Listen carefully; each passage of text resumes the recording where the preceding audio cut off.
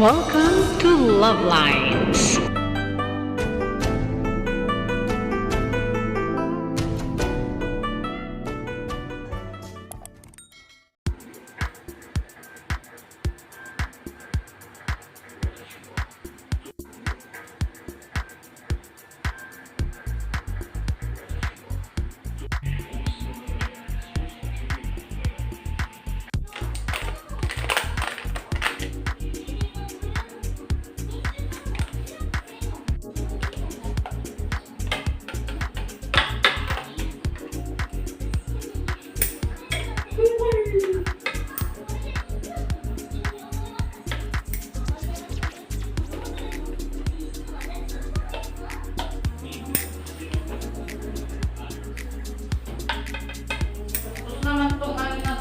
Okay.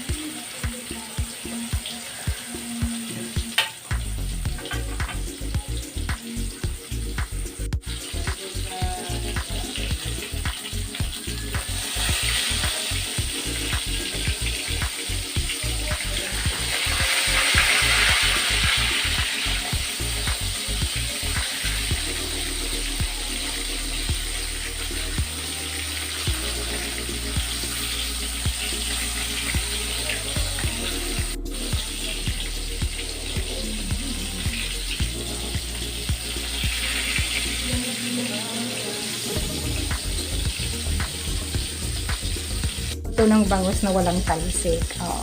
Napaka-mild lang ng kanyang kulo. Initin ng maigi yung kawali. Ayan. Next, initin yung mantika. Tapos siya na. Tapos, nga pala, niroll ko yan sa flour. All-purpose flour. All-purpose flour. And low heat lang. Kasi kumulo na yung mantika. Low heat na para ma-maintain yung temperature. Ito na. So, ang kukunin natin yung smallest. Smallest. Mamantiks.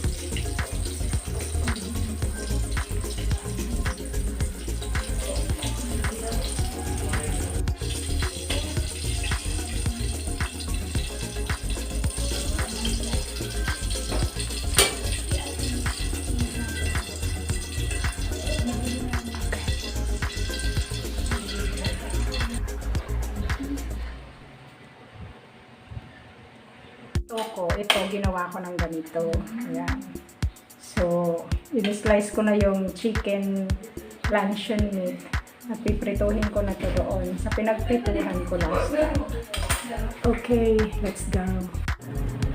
Tapos pagkatapos, Initin ko itong mantis. lalaghan ko yung mga damit ko para mabango, tapos matutuan.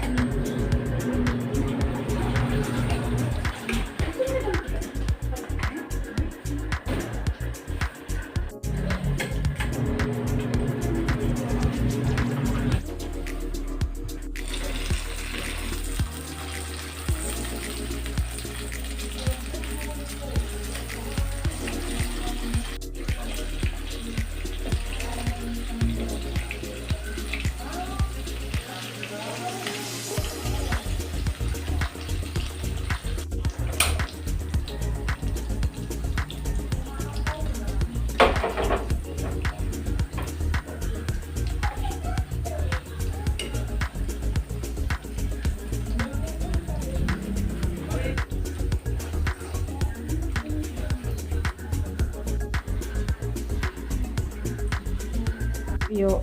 Sayang nang binili kong tuyo. Tagal. Sayang ng mantika. Ayan. Malamig pa. Prituhan ng bangus, prituhan ng tuyo. Para masaya. Daan na yung apoy.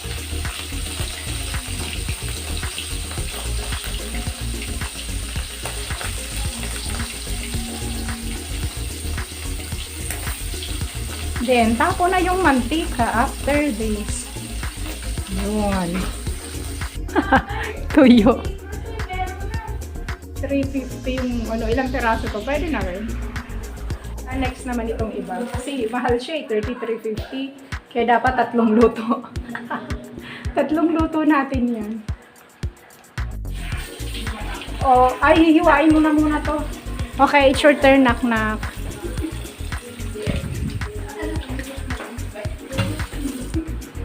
Ganun talaga ang pag-ano yan. Tingnan mo, tutuin na natin ito lahat kasi madali na siyang masira. Pakukuluan natin sa... Wow! Oh no, sinarapan ng anak ko. Masarap. Bakit tuyo ang inuna mo? Hindi ka kasali dyan. Plato lang sa tuyo na kinuknitan. Yan. Sarap po. Sarap. Bakit inisnab mo yung iba? Yung tuyo ang kinuha mo. Kasi So, ito yung pecha, yung gulay namin para mamaya. Para mamaya. Partner ng mga pinirito.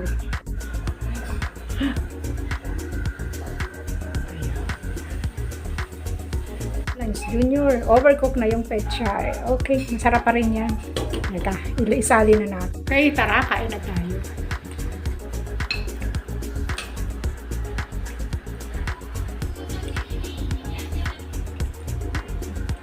mga ulam natin dati na masarap. So that's all for now.